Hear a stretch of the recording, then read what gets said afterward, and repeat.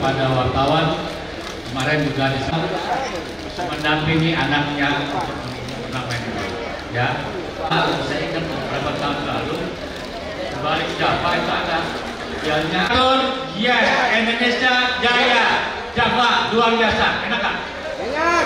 Catur yes Indonesia Jaya Java luar biasa. Sini untuk Ivana juga mendapatkan pengalaman.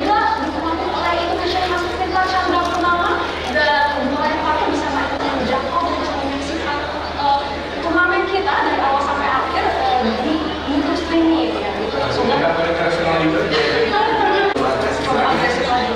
iya kita dinaikkan mungkin karena juga sudah 2 poin yang sudah dipastikan memenangi 2 pemain kelas 2 match ini gitu karena juga udah menteri amat ya jadi mau menteri amat dari kanan dia menjadi hitam oh udah di wartawan yang tidak pernah henti-hentinya membantu menggemarkan catur, para pecatur yang selalu ada di hati saya. Ibu Bapak ke-14 dari Java Jazz Festival sejak tahun 2000. Penting terutama karena COVID, tetapi inilah festival terlama. Dulu kalau saya bilang Java Jazz Festival, orang suka. Puji Tuhan, Java Jazz Festival masih eksis sampai saat ini. Grandmaster, Master Internasional, dan seterusnya. Ketika di pembukaan saya nggak bisa ngomong panjang karena seknya bersyukur kepada Tuhan Yang Maha Esa dengan ini Java Jazz Festival yang ke-14 saya nyatakan ditutup. Semoga niat baik.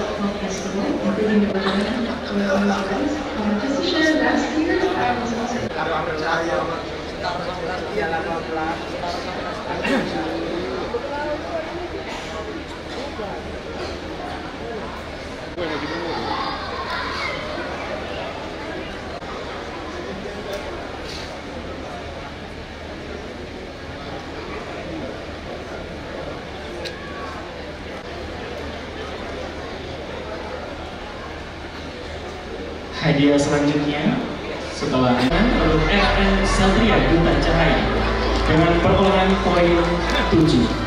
Bersiap-siap juga kami mengundang kepada tiga pemenang yang selanjutnya. Namun sebelum itu kita foto bersama terlebih dahulu.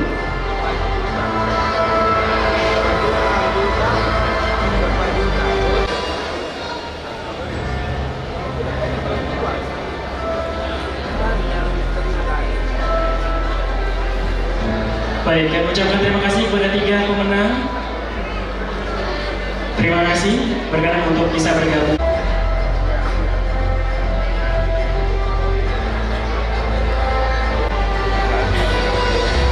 Sudah berlangsung pemberian hadiah kepada bersiap-siap untuk kategori bergu antar instansi akan kami undang ke atas panggung.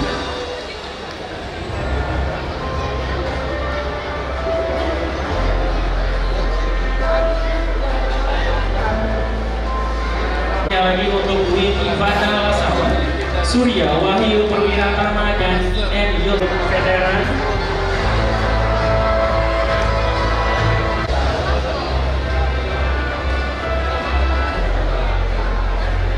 Dan juga Putri.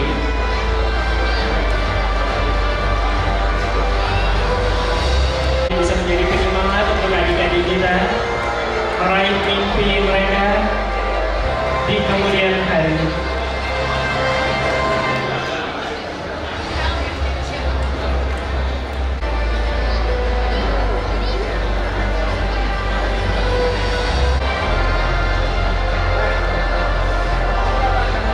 Boleh berikan tepuk tangan Bapak Ibu.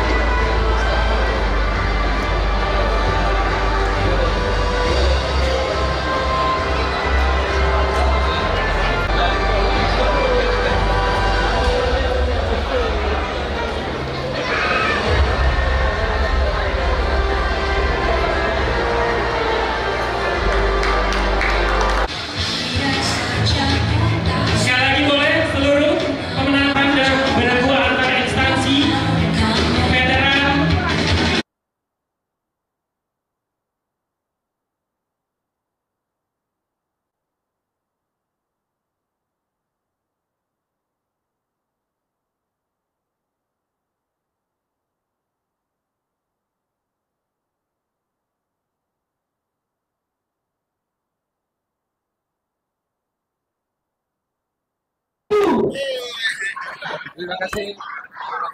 Boleh berikan tepuk tangan untuk kita semuanya. Oh, masih belum semangat. Lebih semangat lagi boleh dari rakit standar 3, 2, 1. Luar. Ke-14 nih Pak Java, Pak sendiri lihat gimana Pak antusiasme tahun ini dan persaingan tahun ini di catur Java? Kalau antusias dari dulu nggak pernah surut. Turnamen kali ini ada satu perubahan yang signifikan. Juaranya udah yang muda semua. Yang senior bertahan di kelas senior. Tapi yang kelas umumnya atau open sudah dikuasai anak muda.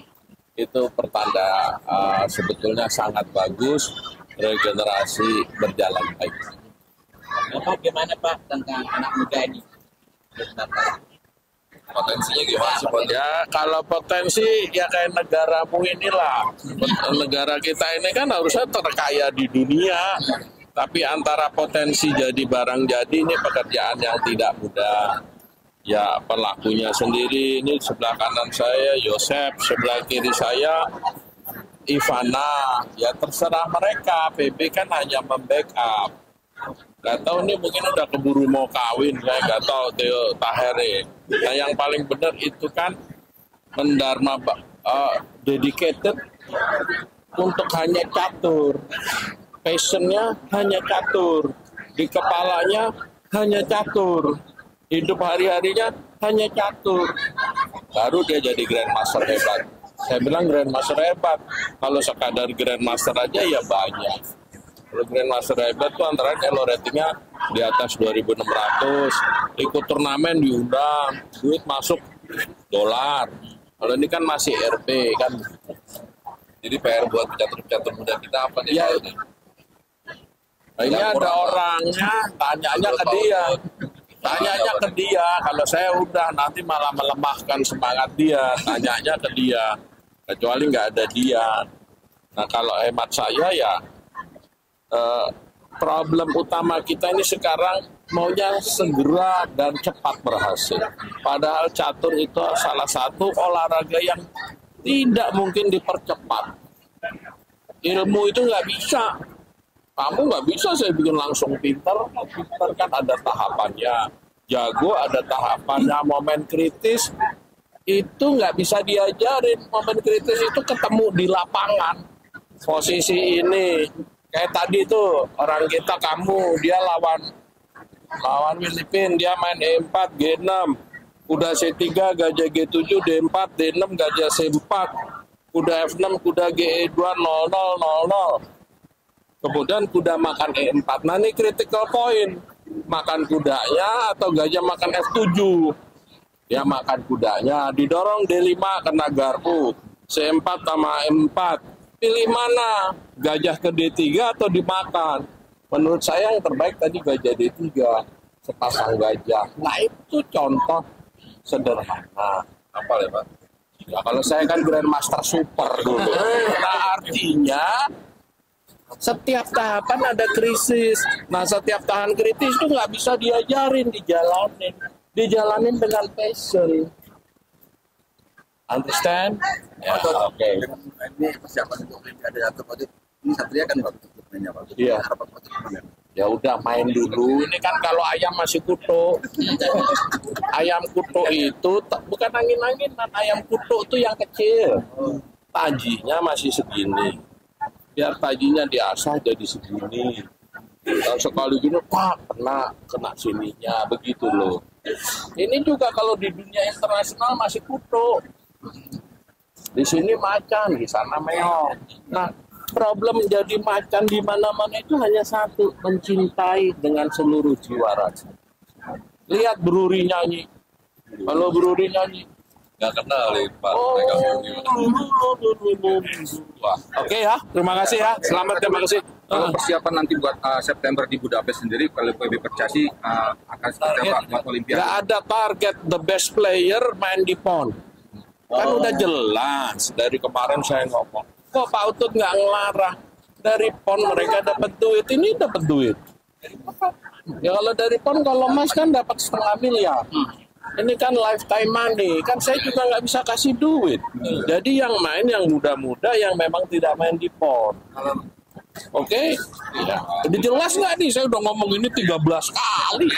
14 nih berarti Pak. Iya. Satu lagi Pak, berarti mimpi Bapak ini Pak tadi. Mimpi saya ini segini banyak anak-anak kecil. Nah, saya sih nggak ada yang jadi juara dunia. Juara dunia beneran, bukan juara dunia kelompok umur. Kayak Kasparov, kayak Carlsen. Ini kan kalau kita lihat sekarang, mereka datang dari orang menengah. Kalau Pak Utut dulu kan melarat.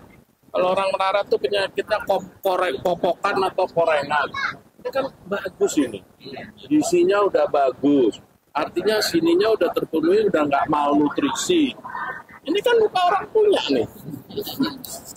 Kalau dulu kan muka kita kalau nggak keling, yang begitu iya korengan kan begitu. Jadi Ya mudah-mudahan, tapi biasanya dunia makin bagus, semangat juangnya makin rendah. Oke, terima kasih. Walaupun darah api itu, tapi persaingan sih di Java sekarang gitu. Kalau untuk international duel match itu sebenarnya awalnya saya udah unggul, cuma mungkin karena saya juga bermain di kategori senior putri dan kategori open, jadi permainan saya menurun karena mungkin kelelahan secara fisik atau bagaimana.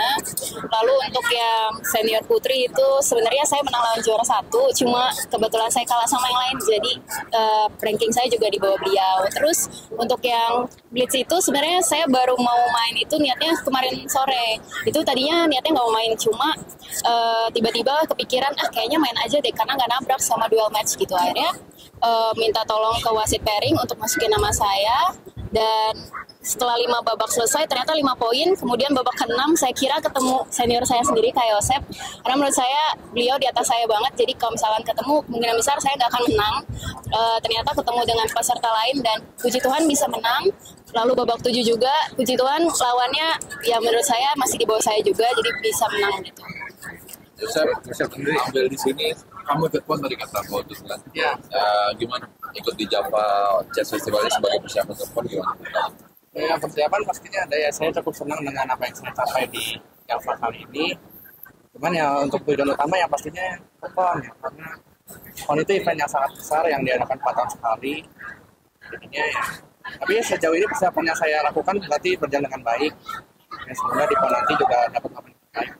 Pemanasannya yang cukup bagus berarti di sini. Ya, betul.